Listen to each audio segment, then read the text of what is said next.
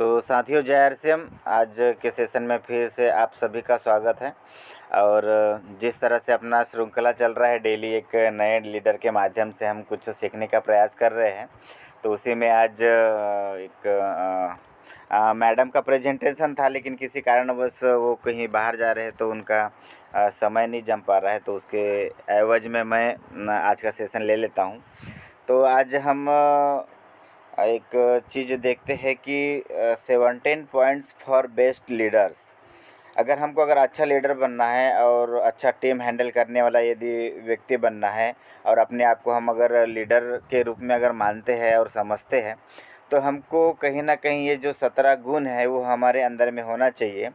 तो अगर उनमें से अगर कोई गुण अगर हमारे अंदर में नहीं है, तो कहीं ना कहीं हमको उसको लाने का प्रयास करना पड़ेगा। तो बारी बारी से यदि हम उस 17 गुण को अगर हम देखना चाहते हैं, तो उसमें पहला वाला जो है विजनरी। जो एक लीडर है वो विजनरी होना चाहिए, दूरदर्शिता होना चाहिए, दूरदृष्टि वाला होना चाहिए कि आने वाले समय में क्या हो सकता है, हमारा बिजनेस का टर्नओवर कितना बड़ा होगा।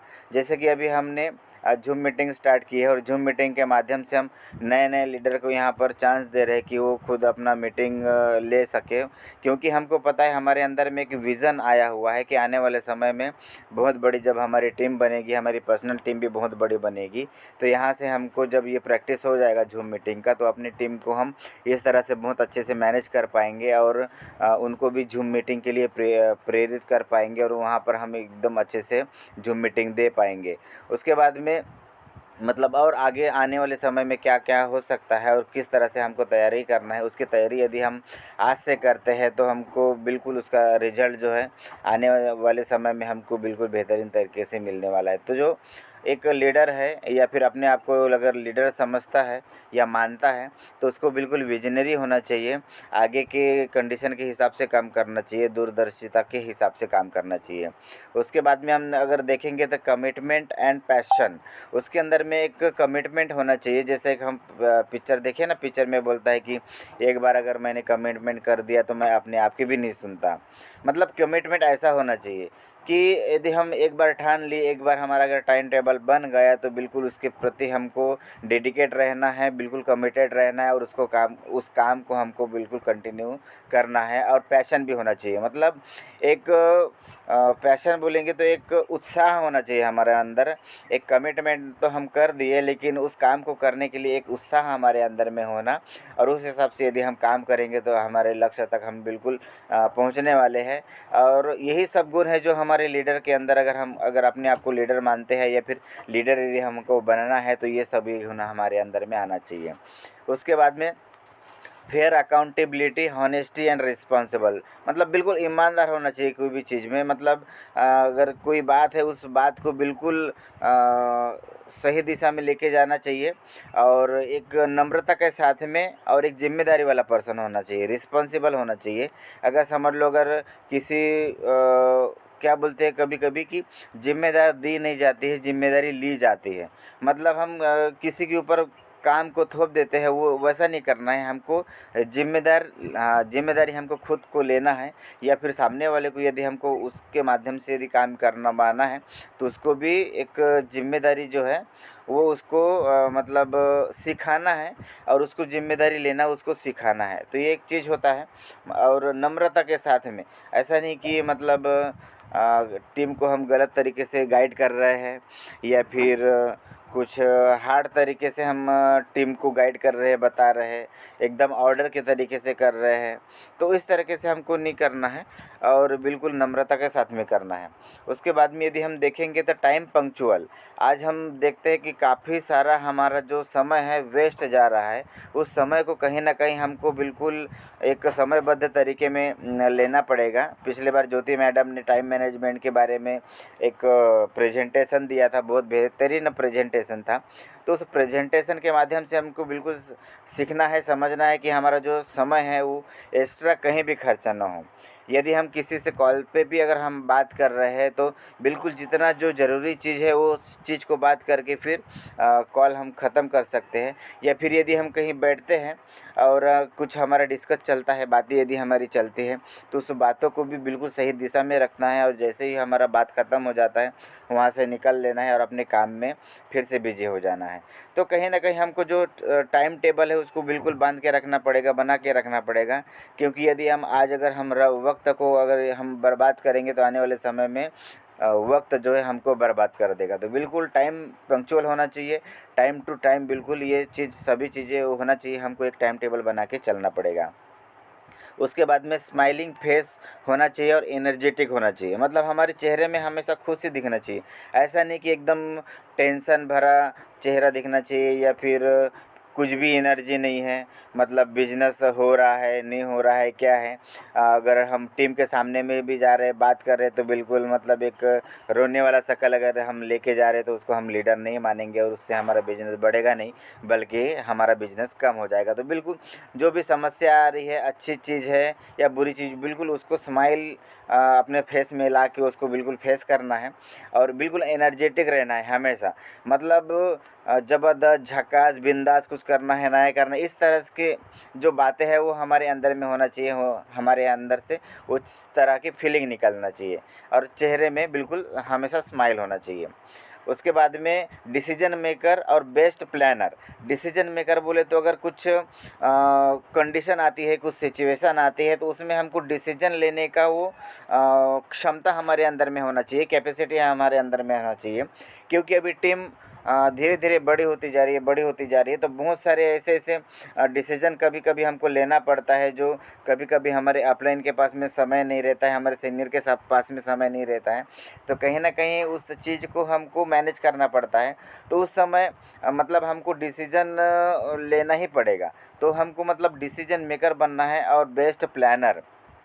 तो ये डिसीजन मेकर जो बनना है वो कभी कभी क्या होता है कि इमरजेंसी में ऐसा कुछ कुछ सिचुएशन आ जाता है जिसमें हमको कुछ डिसीजन लेना पड़ता है। तो डिसीजन लेने से पहले भी हमको थोड़ा सा मतलब 2 मिनट हमको शांत रह के थोड़ा सा सोचना पड़ेगा। उसके ऊपर मैं एक छोटा सा कहानी बता देता हूँ। एक व्यक्ति था जिसका शादी हो गया और शादी होने के बस कुछ महीने के बाद में उसको एक फॉरेन से कॉल आया और वहाँ वो फॉरेन में चले गया बिजनेस करने के लिए। तो बिजनेस बढ़िया किया, बहुत बड़ा करोड़पति अरबपति बन गया। लेकिन ये हो गया कि वो क्या बोलते 15 साल तक अपने वापस गांव नहीं आ पाया, अपने देश नहीं आ पाया। तो एक उसको एक लड़की हुई थी, जो लड़की भी बड़ी हो गई और उसका फैमिली यहाँ पर पैसे की कोई कमी नहीं है। तो मतलब पैसा भेजता था, बहुत बड़ा महल बना दिया, लाइफ स्टाइल एकदम उनके घर वाले की भी एकदम ज़बरदस्त हो गई, उसकी भी लाइफ स्टाइल एकदम ज़बरदस्त हो गई। उसके बाद में फिर जब उसका आना हुआ तो सफ़र में कुछ ऐसा कोई पंडित जी कोई मिले जो अच्छे विचार वाले थे। तो उन्होंने कुछ उनको दिया और बोला कि ये मतलब कोई भी हमको अगर हार्ड डिसीजन लेना है तो हमको बस 2 मिनट हमको शांत रहना है और 2 मिनट शांत रहने के बाद में सोचने के बाद में फिर वो डिसीजन हमको लेना है। क्योंकि कभी कभी होता है कि हम फास्ट में यदि हम कोई डिसीजन ले ले तो हो सकता है कभी कभी वो डिसीजन गलत भी हो। तो कुछ ऐसा गुरु मंत्र उसको दे देता है और वो जब आता है रिटर्न अपने देश में तो वो सोचता है कि मैं मेरे मिसेस को और अपने बच्ची को सरप्राइज़ दूंगा। उसीलिए वो अपने मिसेस को कॉल करके बताता नहीं है कि मैं आ रहा हूँ बोल के, और जस्ट पहुँचता है अपने देश में और रात का समय रहता है और रात फिर अपने बेडरूम में चले जाता है, अपनी मिसेस के बेडरूम में। तो देखते बराबर उसका दिमाग बहुत ज़्यादा ख़राब हो जाता है, क्योंकि देखता है तो उसकी मिसेस वहाँ पे सोई हुई है और जस्ट उसके बाजू में एक यंग लड़का, एक नौजवान लड़का उसके साथ में सोया हुआ है। तो उसका दिमाग बहुत ख़राब हो जाता कि मैं तो व्यापार करने के लिए विदेश में था, इतने सालों तक मैं आया नहीं था और इनको जो भी कमी होती थी वो मैं पैसे के माध्यम से भेजता था, लेकिन ये आज क्या कर रही है, मेरे गैर मौजूदगी में दूसरे मतलब व्यक्ति के साथ में समय बिता रही है। तो उसका जो क्रोध है बहुत ज़्यादा हो जाता है और सहन से बाहर हो जाता है। तो वहीं एक पीछे में तलवार लटका रहता है, वो तलवार निकालता है और सोचता है कि आज ये दोनों को मैं ख़त्म कर दूंगा और मैं अपने आप को भी ख़त्म कर लूँगा। इतना ज़्यादा मैंने पैसा कमाया है और इतना ज़्यादा इनको अच्छी लाइफस्टाइल मैंने दी है, लेकिन क्या फ़ायदा, मेरे पीठ पीछे ऐसा काम चल रहा है। तो जस्ट तलवार से मारने वाला रहता है, वार करने वाला रहता है, उसी समय जो सफ़र में जो एक गुरु ने उसको मंत्र दिया था, वो गुरुदेव का मंत्र उसको याद आता है और बोलता है यार नहीं, 2 मिनट मुझे सोचना पड़ेगा, उसके बाद में मैं डिसीजन लूँगा। हो सकता है अगर मैं अभी तुरंत में क्रोध में यदि मैं डिसीजन लूँगा तो कहीं ना कहीं गलत हो सकता है। तो फिर से तलवार को वापस रख देता है, तो वहाँ पे थोड़ा सा आवाज़ होता है। आवाज़ होने से उसकी मिसेस जल्दी उठ जाती है, पैर छूती है अपने पति के, और वो जो लड़का होता है जो बाजू में सोया रहता है उसको उठाती है और बोलती है कि ये तुम्हारे पिता है, इसका भी पैर छुओ। तो ये सोचते ही रहता है, सोचते रहता है, मतलब कुछ समझ पाने के पहले वो जो व्यक्ति था वो पैर पड़ने के लिए नीचे झुकता है। नीचे झुकता है तो अपना जो सर है बांध के रहता है उसका, तो उसी में जैसा नीचे झुकता है तो उसका सर का जो बाल है खुल जाता है, और बाल देखते तो बहुत लंबा, मतलब वो एक लड़की थी। तो ये बिल्कुल कंफ्यूज हो गया कि जिसको मैं लड़का समझ रहा था कोई दूसरा पुरुष समझ रहा था, वो तो मेरी ही लड़की थी। तो फिर उस समय उसकी मिसेज बताती थी कि बताती है कि आप जब बाहर थे तो इस लड़की को मैं समाज के बुरी नज़र से बचाने के लिए, या फिर इसके अंदर में एक सेल्फ कॉन्फिडेंस आने के लिए और अच्छा एक मजबूत इरादे वाला बनाने के लिए मैं इसको बिल्कुल लड़के के जैसा ट्रीट करती हूँ और लड़के के ही कपड़े पहनाती हूँ। तो ये आपकी लड़का नहीं, लड़की ही है, और आज इतनी बड़ी हो गई है। तो उस समय वो जो व्यापारी होता है उसको मतलब इतना अच्छा लगता है कि उसने जो गुरु ने 2 मिनट का जो रुक के सोच के कुछ डिसीजन लेने का जो मंत्र दिया था वो वहाँ पर काम आ गया था। नहीं तो आप सोच सकते हो अगर वो क्रोध में आता और वो अगर डिसीजन ले लेता और तलवार से कुछ गलत काम कर देता तो ज़िंदगी भर अपने आप को कोसता रहता, लेकिन वो चीज़ें वापस नहीं आती। तो कहीं ना कहीं हमको भी इस तरह से एक बढ़िया डिसीजन मेकर बनना है, और कोई भी हमको हार्ड में डिसीजन लेने से पहले एक बार हमको सोचना है, 2 मिनट सोचना है ठंडे दिमाग से, उसके पॉजिटिव पहलू और नेगेटिव पहलू, उसके बाद में हमको डिसीजन लेना है। उसके बाद में है बेस्ट प्लानर। एक प्लानिंग हमको करना है, जिस तरह से हम बोलते हैं कि अभी टाइम टेबल बना के रख दिया कि इस दिन ये सर का प्रेजेंटेशन रहेगा, ये लीडर इस दिन बताएंगे, और इस तरह से मतलब जो हम प्लानिंग कर रहे हैं तो एक जो लीडर है उसके अंदर में वो प्लानिंग बनाने की एक क्या बोलते काबिलियत होना चाहिए, क्षमता होनी चाहिए। जैसे अभी जो दुर्ग में या भिलाई में जो सेमिनार हुआ, सेमिनार में किस तरह से जाएंगे, कितने लोग जाएंगे और कौन से रूट से जाएंगे, कौन से गाड़ी से जाएंगे, ये पूरा प्लानिंग है।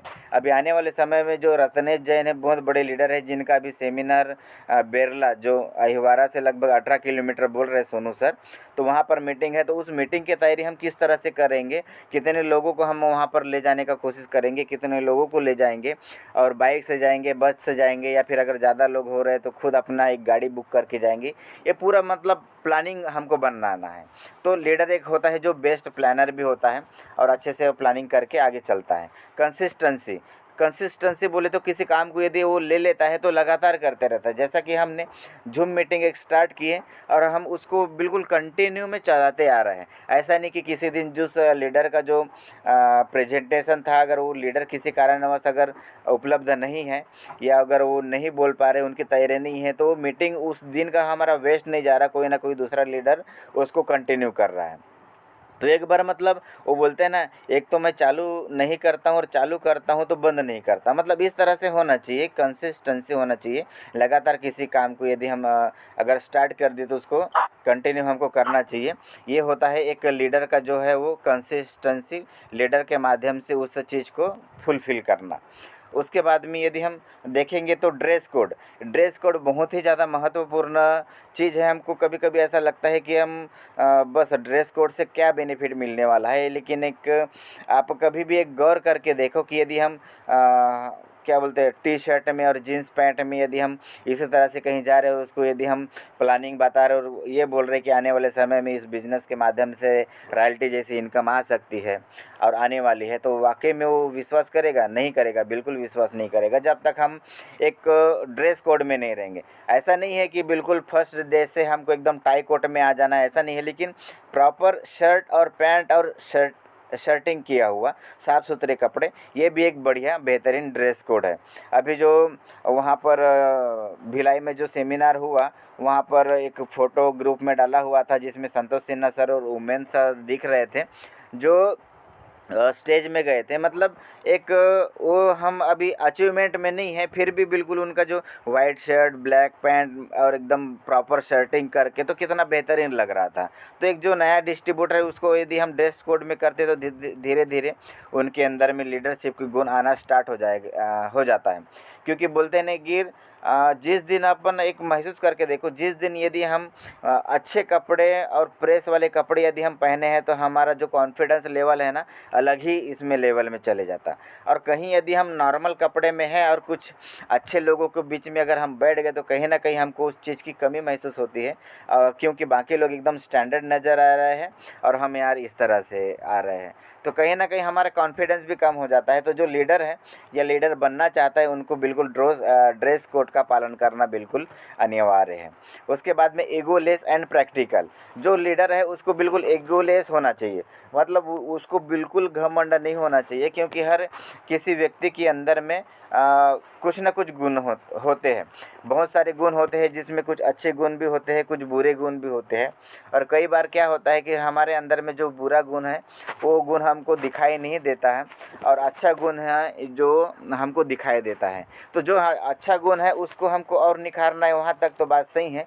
लेकिन जो गुण हमारे अंदर में अच्छा है उस गुण को यदि हम बहुत बड़ा दिखाते हैं और बहुत बड़ा अगर गुणगान करते हैं और घमंड करते हैं उस चीज़ के, तो ये बिल्कुल गलत है। तो ईगो नहीं है करना है हमको, हमारे अंदर जो भी गुण है उस गुण का हमको मतलब प्रॉपर काम करना है, प्रैक्टिकल तरीके से हमको काम करना है। घमंड में नहीं जाना है कि मुझे ये आता है, मेरे से बेहतर ये दूसरा कोई नहीं कर सकता। इस तरह के कोई भी लीडर के अंदर में घमंड नहीं होना चाहिए, वो बिल्कुल प्रैक्टिकल होना चाहिए। जो उसके अंदर में गुण है उस गुण को लेके और नए जो डिस्ट्रीब्यूटर है उनको सिखाने का प्रयास करना चाहिए, उनको मोटिवेट करने का प्रयास करना चाहिए। उसके बाद में गुड लिसनर, लिसनर बोले तो एक श्रोता बनना चाहिए, एक सुनने वाला बनना चाहिए। आज की दुनिया में, आज के जनरेशन में सुनने वाले व्यक्ति बहुत कम, मतलब क्या बोलते हैं कि दिया जला के हमको देखना पड़ेगा सुनने वाले व्यक्ति के लिए। तो सुनने वाले जो व्यक्ति है ना बहुत कम है, क्योंकि आज हम जहाँ भी जाते हैं, जहाँ भी देखते हैं, तो हर कोई कुछ ना कुछ बोलते रहता है, अपनी बात बताते ही रहता है, लेकिन सुनने वाला नहीं होता। लेकिन एक अगर अच्छा लीडर है तो बिल्कुल सामने वाले की बात सुनता है, मतलब ज़्यादा सुनता है और कम बोलता है। ये एक अच्छे लीडर की खासियत है। तो हमारे अंदर में अगर कोई गुण है या नहीं है, उसको हमको टटोलना है कि हम ज़्यादा बात करने वाले हैं या हम ज़्यादा सुनने वाले हैं। तो बिल्कुल हमको ज़्यादा सुनने वाला बनना है और बहुत कम बोलना है, और बिल्कुल गिना चुना हुआ और अच्छा बोलना है। तो इस चीज़ को भी हमको अगर अच्छा लीडर, बेस्ट लीडर अगर हमको बनना है तो बातों को हमको सुनना पड़ेगा, हर किसी व्यक्ति की बातों को सुनना पड़ेगा। उसके बाद में उनकी बातें पूरी सुनने के बाद में फिर हमको बोलना पड़ेगा, और ज़्यादा से ज़्यादा सामने वाले को बोलने के लिए प्रेरित करना पड़ेगा, ना कि हम अपने आप से ज़्यादा बोलते रहें। उसके बाद में सेल्फ कॉन्फिडेंस, हमारे अंदर में बिल्कुल सेल्फ कॉन्फिडेंस होना चाहिए। जैसा कि अगर आज समझ लो मैं प्रेजेंटेशन दे रहा हूँ, तो मेरा प्रेजेंटेशन बिल्कुल बेहतरीन तरीके से हो रहा है और बेहतरीन तरीके से होगा, सबसे बेस्ट होगा। ये कॉन्फिडेंस अपने अंदर में होना चाहिए। ऐसा नहीं कि मैं स्टेज में जाके बोलूँगा, मीटिंग दूंगा, कुछ गलत होगा तो क्या होगा। अगर ये भावना भी अगर हमारे मन में आती है तो कहीं ना कहीं हमारा जो कॉन्फिडेंस लेवल है वो कम हो जाता है। तो जो लीडर है वो अंदर से एक कॉन्फिडेंट रहता है, सेल्फ कॉन्फिडेंट रहता है, उस तरह से हमको रहना चाहिए। उसके बाद में इंस्पायरर बोले तो और लोगों को मतलब प्रेरणा देना चाहिए, प्रेरणादायी होना चाहिए। बहुत सारे लोगों को वो एक प्रेरणा स्थान बनना चाहिए। जैसा कि यदि मैं अगर अच्छे से प्रेजेंटेशन ले पा रहा हूँ तो मैं अगर बाकी लीडर को मैं बोलूँगा कि यार आप भी बिल्कुल मेरे से बेहतर दे सकते हो, क्योंकि उस दिन जो ज्योति मैडम ने जो प्रेजेंटेशन दिया था तो बिल्कुल वो एकदम इतना तारीफेबल था कि मेरे से ज़्यादा बेस्ट तरीके से उन्होंने बिल्कुल ज़बरदस्त तरीके से उस प्रेजेंटेशन को उन्होंने दिया। तो कहीं ना कहीं हम उनसे भी इंस्पायर होते हैं। तो इस तरह से हम लोगों को इंस्पायर करना, जो अच्छा लीडर होता है वो और दूसरे लीडर बनाने के लिए उन सबको एक प्रेरणा स्रोत बनते हैं और प्रेरणा देने वाले बनते हैं। उसके बाद में गुड कम्युनिकेटर बोले तो लाइफ लाइन से अप लाइन से बिल्कुल सही तरीके से, सही लहजे में बात करना है और अच्छे से बात करना है। किसी नए व्यक्ति से भी यदि हमको बात करना है तो बेवजह की बातें नहीं करना है। बिल्कुल जिस टॉपिक में जिस व्यक्ति के साथ में बात करना है उसी टॉपिक के साथ में उस व्यक्ति के साथ में बात करना है और उस चीज़ को ख़त्म करना है। कई बार क्या होता है कि हम किसी से बात करते रहते हैं और टॉपिक हमारा कुछ अलग रहता है और हमारा जो बातचीत चीज़ का जो एक विषय है वो कहीं दूसरी तरफ चले जाता है, तो उस दिशा में हमको बिल्कुल नहीं जाना है।